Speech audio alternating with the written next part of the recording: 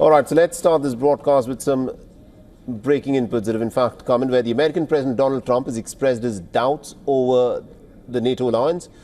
On his Truth Social post, the American president has said that Washington was paying for the NATO bills since they were at 2% GDP. Furthermore, he said, and I quote him here, "Without my involvement, Russia would have all of Ukraine right now.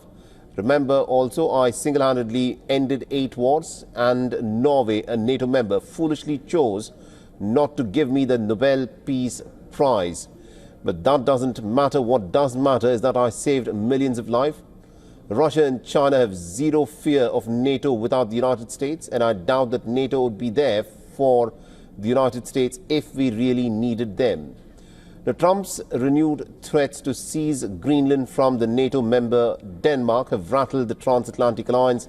Leaders of 6 NATO nations joined with Mette Frederiksen, the Prime Minister of Denmark, to issue a remarkable joint statement pushing back against Donald Trump's assertions that the United States should take over Greenland.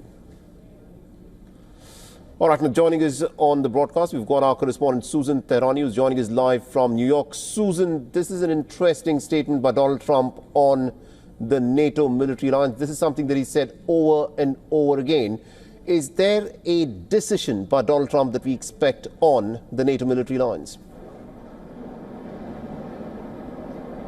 It's hard to imagine that President Trump would go as far as making a decision one way or the other regarding NATO as being part of NATO.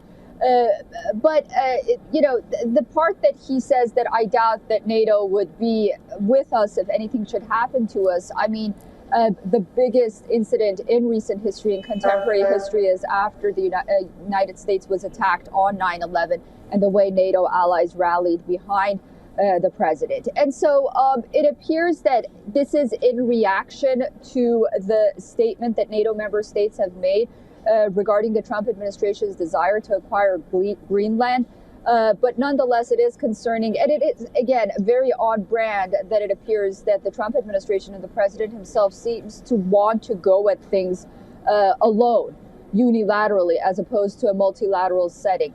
But it's hard to imagine that they've made any kind of decision regarding NATO. It seems more as a reaction to how NATO member states have reacted. Some of them even, like France, for example, the way in the manner that Venezuelan dictator Nicolas Maduro was brought to the United States, for example. Indeed. Thank you very much, Susan Tehrani, for joining us with those updates there.